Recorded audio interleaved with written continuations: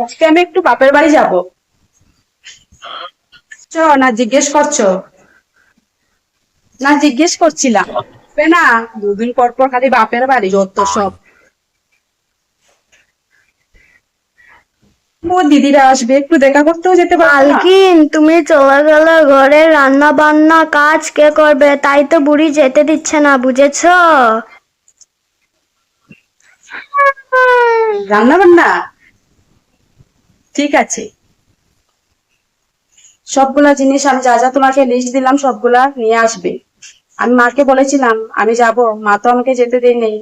তাই ওদেরকে আমি এখানে ডেকে নিলাম, ওরা এখানে চলে আসবে। তাই তুমি সব লিস্ট আমি যা যা দিয়েছি সব নিয়ে আসবে। কি বলছি আমার ছেলেকে, শুনি তো একটু। তুমি কি বলছিলে আমার ছেলেকে? মা, আমি ওদেরকে এখানে ডেকে নিয়েছি, আপনি তো আমাকে যেতে দেননি। তাই আমি ওদেরকে বলেছি এখানে আসার জন্য, ওরা এখানে চলে আসবে। তাই আমি ওকে ফোন করে সব দিচ্ছি, ওরা এসে 1 সপ্তাহ থাকবে। আরে না না, তুমি বাপের বাড়ি যেতে চেয়েছিলে না, যাও যাও যাও।